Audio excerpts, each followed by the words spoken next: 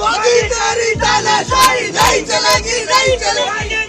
अरविंद केजरीवाल का arrest Bharatiya Janata party की और प्रधानमंत्री नरेंद्र मोदी जी की एक राजनीतिक साजिश है।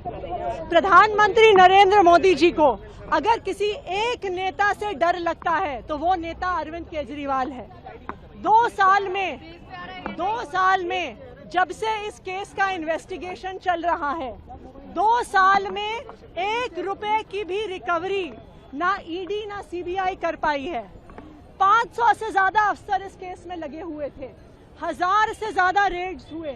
आम आदमी पार्टी के नेताओं के घर, मंत्रियों के घर, उनके ऑफिसेज में हर जगह रेड हुई, लेकिन उसके बावजूद 1 रुपया आज तक नहीं मिला है। तो आज लोकसभा का चुनाव अनाउंस होने के बाद अरविंद केजरीवाल का अरेस्ट एक राजनीतिक साजिश है।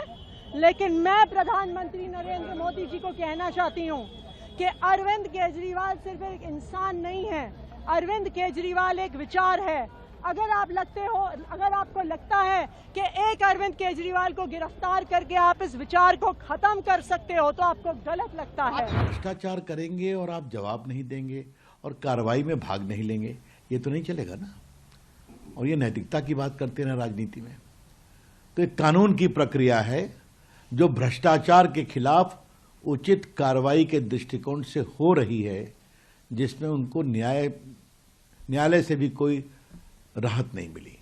तो ऐसी परिस्थिति में ये सारी बातें जो कही जा रही हैं, हम इतना ही कहना चाहेंगे, कानून को अपना काम करने दिया जाए। हमारे नेताओं के साथ भी हुआ है, दिन में होता है, आप सवेरे आते हैं, बातचीत करते हैं, उसके बाद आप करें। इसका क्या ये कोई तरीका है कि रात को 1 बजे 2 बजे आप किसी के यहाँ जाके गिरफ्तारी करें? और जो पिछले कुछ समय से हम लोग देख रहे हैं, चाहे हमारे अकाउंट्स को फ्रीज करने की बात हो, हेमंत सोरेन के अरेस्ट की बात हो, केजरीवाल जी के अरेस्ट करने की बात हो, ये ईडी इसको केवल चुनाव के साथ जोड़ रहा है, इसका और कोई लेना देना नहीं है। और इस बात को हम कंडेम करते हैं, इसकी हम घोर निंदा करते हैं। एजेंसियों का इस तरीके से मोदी सरकार का दुरुपयोग करना अपने में सरासर गलत है, गैर लोकतांत्रिक है। जी बिल्कुल गलत है। आप भी जानते हैं कि ईडी नवंबर 2023 से अरविंद केजरीवाल जी को बोल रही हैं कि आप आकर जांच में जुड़ें, लेकिन तब तो वो अलग अलग बहाने बना रहे थे। वो तो विपासना की 10 दिन की वर्कशॉप के लिए चले गए थे। इसका चुनाव से कोई लेना देना नहीं है। ये पूरी की पूरी परिस्थिति माननीय मुख्यमंत्री अरविंद केजरीवाल जी ने स्वयं खड़ी करी है।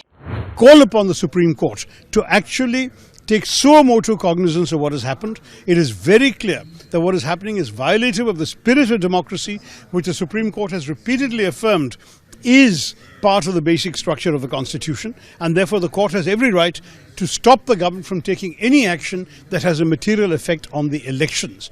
Short of an imminent law and order crisis like a riot about to break out, no government servant, no investigative agency has any right to interfere with the workings of democracy.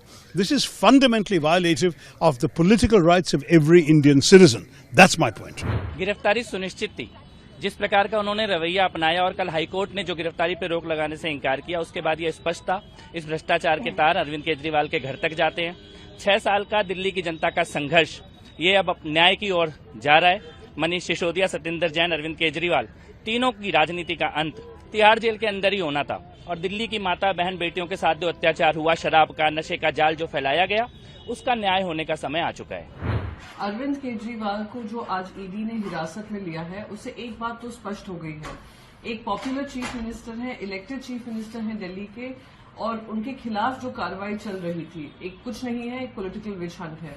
और ये भी साबित करता है कि केंद्र सरकार जो बड़ी बड़ी दावे कर रही है कि 400 सीट से ज्यादा उनको मिलने वाली है, वो शायद सिंपल मेजॉरिटी भी ना ला पाए। इस वजह से वो आइदर ऑपोजिशन को साइलेंट करने की कोशिश कर रही है या उनको गिरफ्तार कर रही है।